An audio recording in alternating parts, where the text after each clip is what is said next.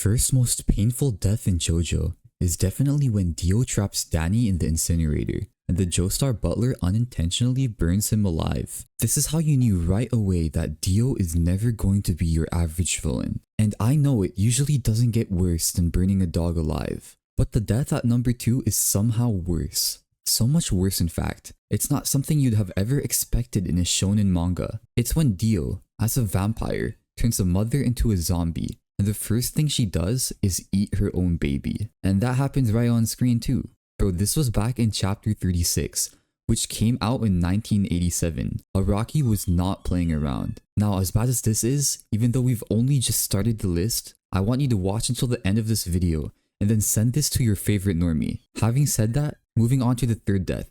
It's the OG mentor sacrifice, the gentleman who introduced Hamon to the JoJo verse. We're of course talking about Will Anyo Zeppeli. He is cut in half by Tarkus's chains. His top half, well, falls over and he begins to die. But he uses the time he had left to first transfer his Hamon energy to Jonathan Joestar. Then, after he ages and his hair turns white, Jonathan destroys Tarkus thanks to the power-up. Zeppeli tells Jonathan that he had been like a son and a best friend all in one to him, before passing away for good. A painful but also just as bittersweet death. And for the final part 1 death, we have the man who started it all. After finally defeating Dio, Jonathan thinks it's over. And to be fair, we think the same. I mean, he's on a ship, he's married, and he's ready to live happily ever after. But then, out of nowhere, Dio re-enters the chat and uses his Space Ripper stingy eyes to shoot Jonathan straight through the throat. Imagine the burning, choking pain. And yet Jonathan locks in. He makes sure to hold Dio in a death grip, so his wife Irina, who's pregnant with his child, and an orphaned baby, who is Lisa by the way, can escape the exploding ship. In his final moments, Jonathan holds Dio's head so tightly, he can't move at all. And despite all of Dio's desperate attempts to talk his way out, it's over. After all, nothing Dio says could make Jonathan let go, because Jonathan Joestar is already dead. Now this death is less about physical pain and more about a standard heroic sacrifice. But knowing what comes next, with Dio stealing Jonathan's body and terrorizing the Joestar bloodline all the way till the end of part 6, this death is arguably the single most critical death in the entire narrative. And that's all I have for part 1. And I'm going to cover all the parts until the ongoing part 9, so let's keep it moving. The first death I have of part 2 is that of a drunk driver. You see, this guy's drunk driving and about to hit a helpless little puppy, and Cars sees what's about to happen, and Cars straight up slices the car in half, plus also the drunk driver's hand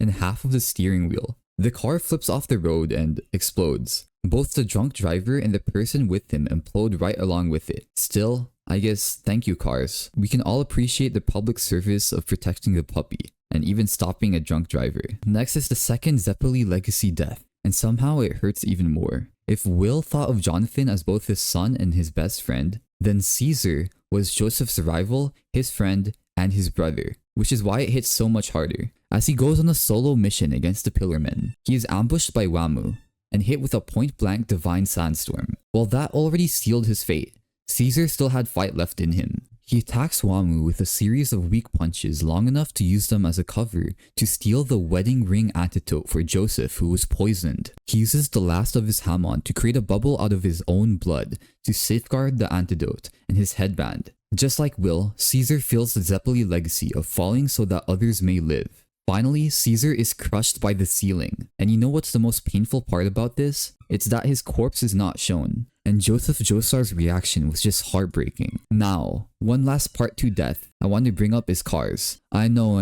it's not literally a death, but it might as well be because he loses all sense of self and experiences a fate worse than death. After Joseph tricks him into being launched into space by a volcanic eruption, Cars is exposed to the vacuum and extreme cold of space. And because he cannot die, thanks to his ultimate life form immortality, his body enters a state of suspended animation. This causes his cells to partially mineralize as a survival response, and he ends up as half mineral and half animal, just floating through space till the end of time. As the saying goes, eventually, Cars stopped thinking. Okay, while both part 1 and part 2 were already shameless with the deaths, the gloves truly come off in part 3. This is where anyone can die becomes the standard JoJo status quo. The first part 3 death we have is the manga artist. It's that random friendly manga artist from episode 26. who is traveling around to find unique pieces of work. He approaches Boingo to check out his comic called Toth. Boingo lets him read it, and while he is definitely uncomfortable with the content, he is also kind of intrigued. He even asks to buy a copy from them. But that's when Oingo enters the chat and tells him it's not for sale. Okay, so he leaves and takes a bus, but this is where the intriguing part happens. The bus is hit by a truck, and he is thrown straight out of the vehicle and onto a utility pole, where he dies by having his neck impaled by the pole. Now, as you may remember, this entire sequence was written in a comic, which is actually Boingo's stand, Toth, a prophesizing manga that predicts key future events with 100% accuracy. Moving on to a death that's a bit more personal, we have Avdul. Avdul quote-unquote dies once before, comes back, and then gets maybe the most disrespectful exit in the entire part. Vanilla Ice's stand, Cream, is this floating sphere of annihilation that erases anything it touches from reality. And Avdul,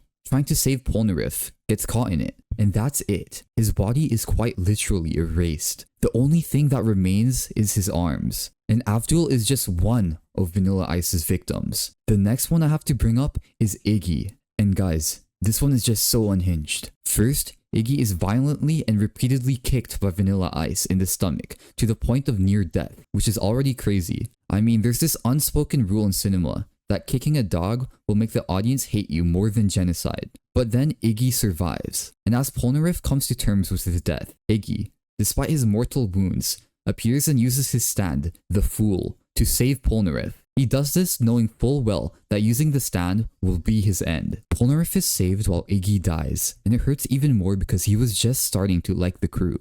Alright, on to a death that was almost hard to believe at first, even for JoJo. 8-year-old Kakyoin, after unleashing the 20-meter emerald splash on Dio, gets a hole punch cleaned straight through his torso by Dio himself, and is slammed straight into a water tank. Even so, despite being thousands of miles away from home, he spends the last of his life locking in, long enough to relay what he just figured out about Dio's stand ability by shooting the clock tower. His final moment is literally just him hoping that it's useful, and that the gang realizes that Dio can stop time. Such a bittersweet and painful death, and it hits you harder when you remember how prior to joining the Stardust Crusaders, he never had any friends. Now speaking of Dio, he is who we have next. As Jotaro starts using his own stand to stop time, he waits until time resumes for Dio, and then shatters his legs with a brutal kick. It sends Dio straight into the ground, but Dio still has the illusion he can win. He's still coping with the fact he won't lose to the Joestars, but when both stands face off one last time,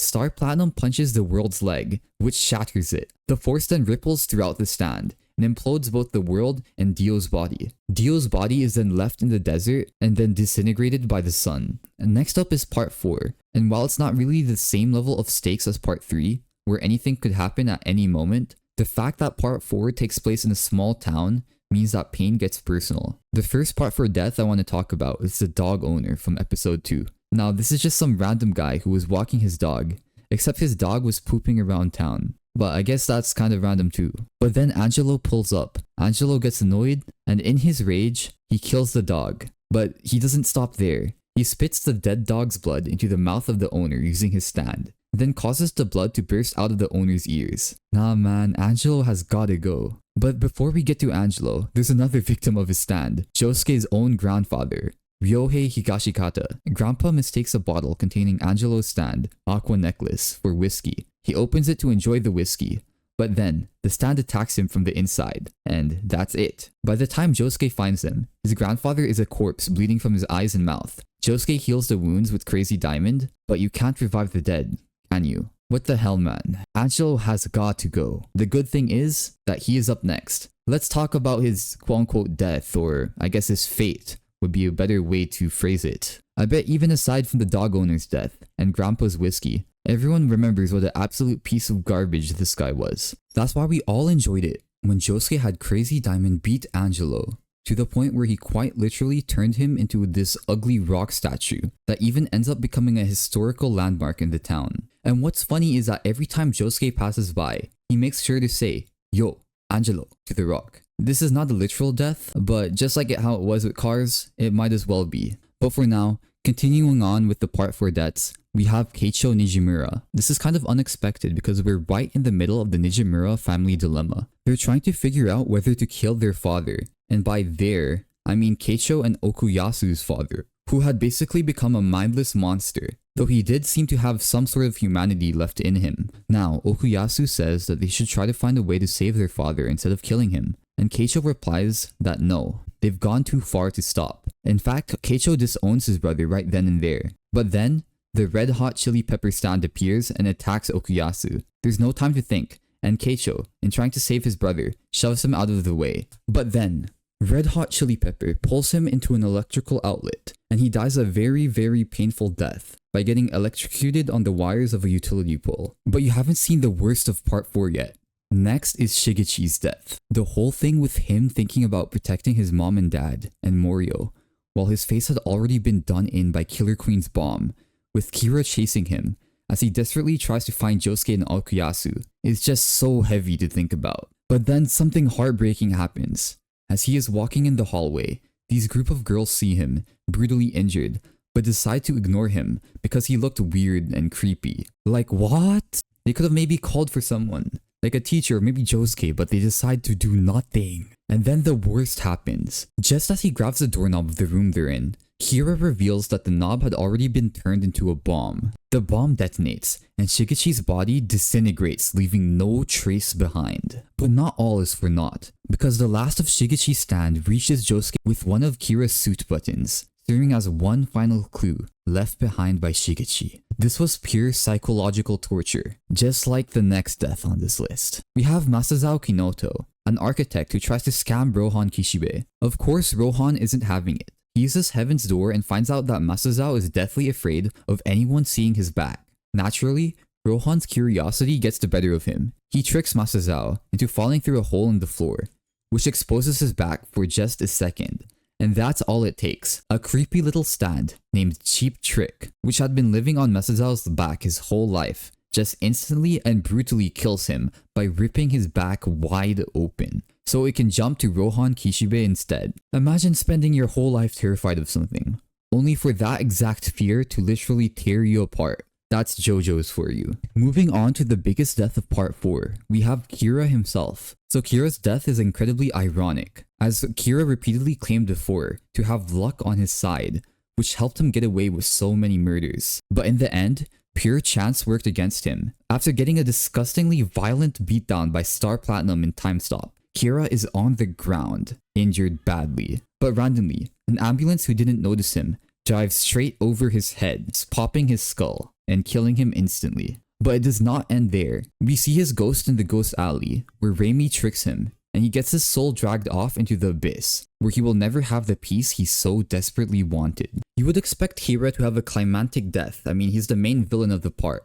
but I feel like his death suits him a lot. Now in part 5, deaths are even worse. This is JoJo's Mafia saga, and overall, this part has the most painful deaths in the entire series. I mean, to immediately remind you of how bad it was in part 5, let me bring up Sorbet and Gelato. These two were captured by the boss and tortured worse than you can possibly imagine. Then, Sorbet was cut into tiny pieces and sealed inside individual glass panels by Chocolata, and Gelato was forced to watch the entire process. It was so traumatic and so much to handle that he ended up choking himself to death with his own gag just to make it stop. Of course, there are painful deaths in every JoJo part, but Araki was truly on something else when he was writing this back in the 90s. Just think of the level of details it takes to come up with something this twisted. Next is Eluso's death, and this death gets worse when you try to put it into words. Hugo's purple haze stand pummels Eluso while spreading its virus throughout his entire body, which causes Eluso to literally decompose while he's still alive, and still getting hit in real time. His final moments are pure hell, where he regrets every decision he's ever made in his entire life. By the time it's over, all that's left of him is a pile of clothes and a puddle of flesh. Now, if you ever wondered about the literal mechanics of a train hitting someone, this next death is your answer. With his hand zipped out thanks to Bucciarati's sticky fingers, Prosciutto ends up landing in the machinery of the moving train. His body gets mangled and crushed in the moving parts while he's still alive. And the craziest part is, is that he still survives. Not only does he survive, he encourages Pesky in his fight against Pilati and even calls him alone. Imagine the level of pain he's experiencing, yet he still locks in. You've got to respect that. But of course, a man can only last so long before he succumbs to these absurd wounds. But then it gets crazier. It's Gyacho's death. He has his throat impaled by a splintered part of a lamppost, and is then hit with a barrage of kicks to the face by Gold Experience. He bleeds out and dies. Then there's Leone Abacchio. His death is so sudden, it feels like the story itself betrayed him, as he uses Moody Blues to find the boss's identity. He is then ambushed by the boss undercover, and punched straight through the heart by King Crimson. We see that sequence where he is with his old dead partner, which is how Abacchio realizes he is already dead. He says he wants to go back to his friends, but his partner reminds him that he can't. He was killed so swiftly that Giorno couldn't even arrive in time to heal him. I'm still shocked at how sudden his death was, and Narancia's reaction was just heartbreaking. Afterwards, the gang finds a rock nearby and planted with Moody Blues, which was the last clue that Abacchio left for them, meaning his death wasn't in vain. Next up is another bad guy's death, and honestly, it could have not happened to any more deserving person than Cioccolata himself. After the bullet he was shot with transforms into a beetle and eats his brain from the inside, Cioccolata is too cooked to do anything about his situation. But even in that state, even after Giorno makes it absolutely clear that he won't be spared, Cioccolata attempts one last desperate attack. Well, Giorno absolutely destroys him with a relentless barrage of Gold Experience punches, and then casually throws his body into the back of a garbage truck. He went out just as he lived, exactly like trash. Moving on, we have another member of Team Bucciolati. Basically, after Chariot Requiem switches Narancia's body with Giorno, and Narancia himself disappears, everyone sees blood falling from above, and when they look up, the sight is just brutal. Pure brutality. Narancia is impaled on metal bars like a piece of art. Giorno tries to heal the body, but it's no use. While Giorno's soul returns to his own body, Narancia is gone. Alright, after the deaths of the first two team members, we have to talk about Bucciolati himself. This is the slowest, most existential death in JoJo.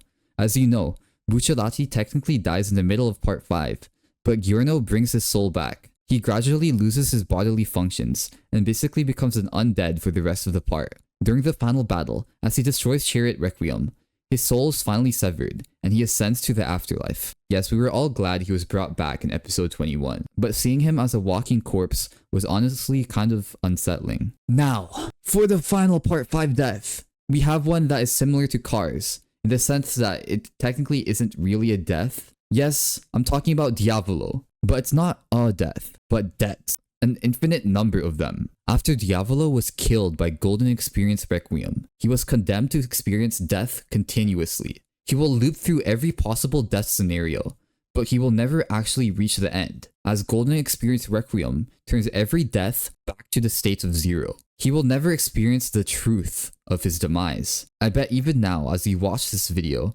Diavolo is experiencing a death more painful than anything else on this list. We've already seen him die from a stabbing, an autopsy while he was alive, and even getting run over by a car. So what else could be happening to him? If you have an interesting idea of how Diavolo could be dying right now, definitely share it with me in the comments. With that being said, let's finally move on from part 5 and on to part 6, where the pain becomes both personal and existential in a way that's unlike ever before. Take Foo Fighters for example. She gets boiled alive because Whitesnake was using an ability that boils water, and most of her main body disintegrates. And while it doesn't end there, I mean some of her plankton reach a radio and calls Weather, who brings out the rain to help what's left of her main body escape. It turns out that it was not Weather at all. It was Whitesnake all along. He impales Anasui, splits Foo Fighters' head open, and steals her stand disc. At this point, it's over for Foo Fighters. Even though Anasui begs her to take his body to save herself, she uses the last bit of her life, the last of her plankton colony, to heal Anasui instead. As much as Jolene tells her that she'd bring her disc back, Foo Fighters points out that it wouldn't matter. It'd be a different Foo Fighters without her memories. Moving on to the next one, we have a kind of weird death. We have Pinocchio. Yeah, the Pinocchio.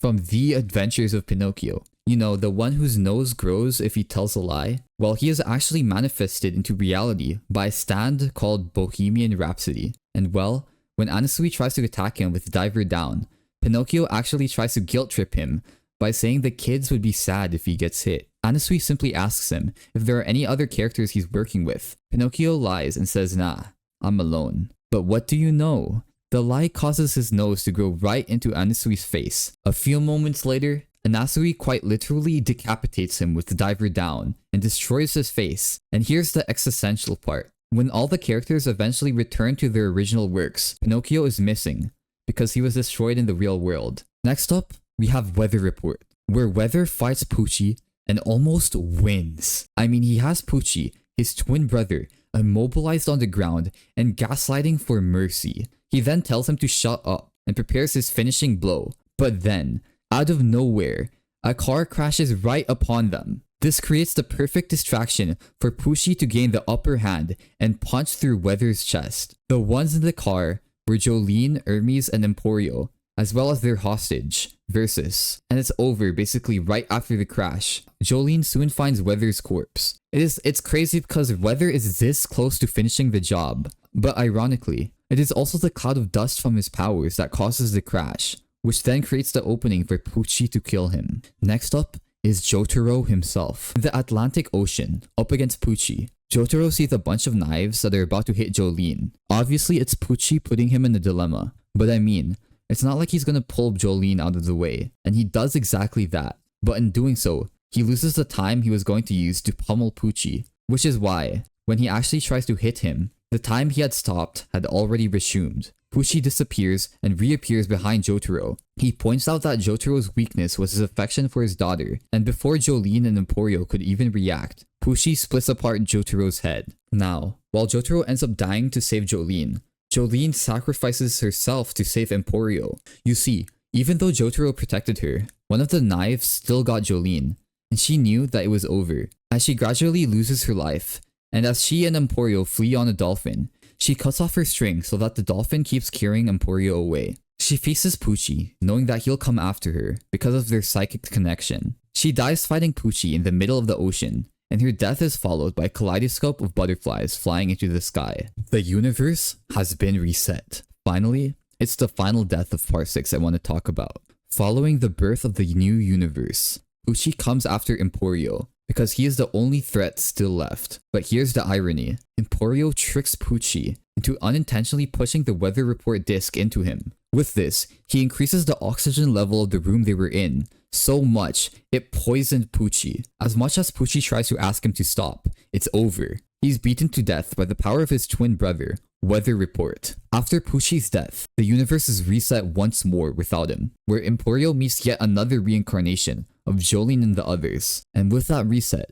it's time to go to a different timeline. To Part 7, Steel Ball Run, which is still the most critically acclaimed JoJo part ever written. The first death from this part is Dr. Ferdinand, and this is pure unfiltered karma. You see, Dr. Ferdinand could turn any living being into a dinosaur, thanks to his stand, Scary Monsters. But what if all the living beings he had turned into a dinosaur suddenly reverted back to their original state? Well, when Gyro and Johnny finally neutralize Scary Monsters, that's exactly what happens. The dinosaurs revert back, and it turns out some of them were actually mountain lions. And just like that, Ferdinand goes from commanding a dinosaur army to being surrounded by very hungry, very big territorial cats who are now onto him. They waste no time pouncing on him and devouring him alive. Next up is the death of the First Lady of the United States, Scarlett Valentine. She basically gets tricked into killing herself in the most brutal way possible. And what makes it worse is that she thought it was going to be her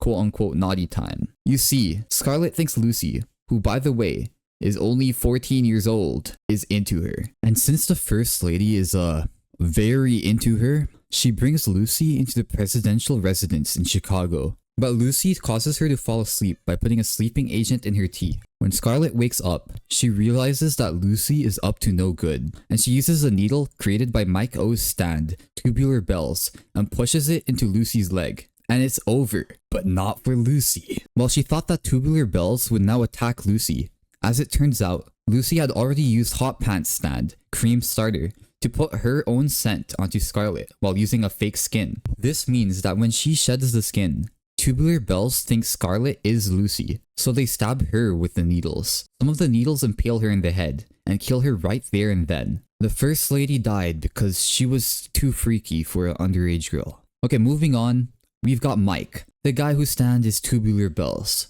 and his death happens right after Scarlet. Hot Pants scatters some of her flesh into his lungs and his throat with her meat spray, which causes his lungs to inflate and explode as he tries blowing into those nails using his stand. Okay, that's a horrible way to go out, but believe it or not, the next death is way worse. Though can you even call it a death when it's very similar to Karz's fate? We have Magint, whose stand, 20th century boy, makes him invulnerable as long as he stays perfectly still. But ironically, that's exactly what Weka People uses against him. He lures Magint into a riverbed and wraps him in a razor-sharp wire. Magint can't move while being cut to pieces, so he's forced to stay still and wait for a rescue. But that rescue never comes. Eventually, just like cars floating in space, he stops thinking entirely. Speaking of Weka People himself, Araki locks in even harder for his death. In Steel Ball Run, if you make contact with yourself from a parallel world, both of your bodies merge and are split into thousands of sponges. But this is exactly what happens to Weka People when Diego tricks him into contacting his alternate self,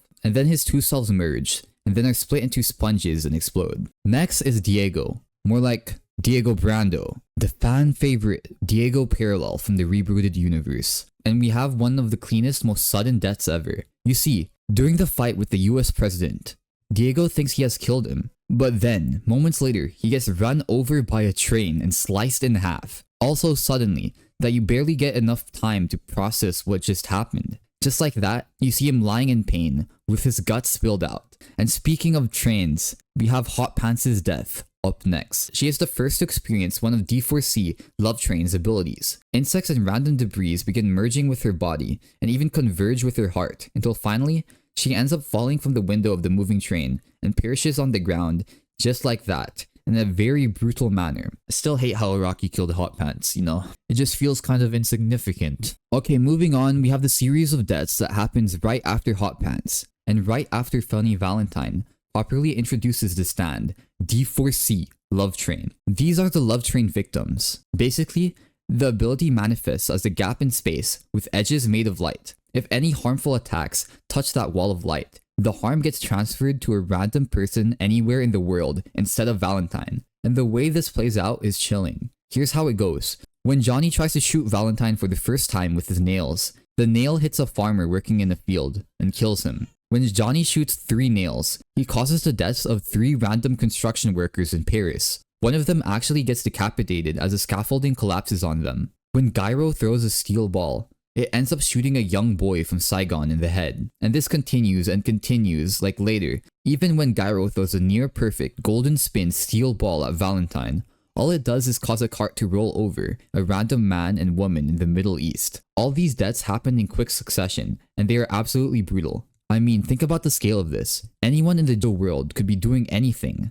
and yet the possibility of randomly dying because of D4C Love Train's redirection was never 0. Now, the part 7 death we're going to talk about is what many of you consider the most heartbreaking death in all of JoJo. Gyro Zeppeli is mortally wounded by President Funny Valentine during the fight, and when Johnny Joestar tries to join, Gyro yells his final and most important spin lesson. The shortest route was a detour. It was the detour that was our shortest path. Having said this, Gyro charges at Valentine and throws his steel ball, but it does not reach Valentine, and before he can even take it back, D4C slashes Gyro's chest. He falls from his horse and dies, and just to make sure of it, Valentine empties his revolver on him. Truly the most Zeppeli death of them all. Next up, we have the deaths from part 8, and the first deaths we're going to talk about here involves a couple of Mount Hananero police officers. Basically, these policemen are sent to investigate a certain bus, but they realize they need backup when they find the road completely blocked by trees. And as they try calling for backup, Urban Gorilla's Brainstorm stand enters the chat. And this is where it gets genuinely revolting. They get their bodies riddled with holes, and from those holes, their flesh literally starts melting out. Just imagine the sheer panic of feeling your entire body turn into liquid while you're standing there. Moving on, there's Jobin Higashikata. The main antagonist of part 8 is Toru. His stand is Wonder of You, and what it does is that it causes a calamity to anyone who pursues or works against it. And the calamity is exactly what happens to Jobin. He attacks Wonder of You, but damages a can of hairspray, which causes it to burst. And what do you know? The dip tube of the can pierces Jobin's heart, and he slowly bleeds to death. Seriously, what a dumb way to die. But as dumb as it is, it's also just painful. I mean, imagine a little spray tube casually piercing your heart in the most precise way possible. Knowing how much Goku fears needles, I bet even your goat Goku wouldn't be ready for this death, even if it was to save the universe or something. Okay, up next, Rai Mamazuku's death is the brutal classic JoJo death that just leaves you speechless. When Wonder of You taunts Mamazuku about the calamities that happened to his family, Mamazuku gets rage baited into grabbing Wonder of You by the neck, and he even impales him. But then, as expected, a calamity happens. Mamazuku ends up falling into the trap Josuke had laid out for Wonder of You. A number of spinning bubbles slice up chunks of his body, including his head, and he begins to die. He and his spirit survive just long enough to reveal the true nature of Josuke's soft and wet soap bubbles. But man, those final moments with his parts of his body chopped out must have been unreasonably painful. Finally, welcome to part 9, the latest as well as what is expected to be the final part of JoJo's Bizarre Adventure. It's still ongoing, but there's one death I still want to bring up. Bobby Jean's death. With JoJo's Joestar's November rain stand, Bobby Jean is killed with a water drop straight through the skull. Yes, it's that straightforward. By accumulating all the rainwater into a single water droplet, JoJo sends that perfect droplet of water piercing straight through Bobby's skull and brain, and it's over. Just like that.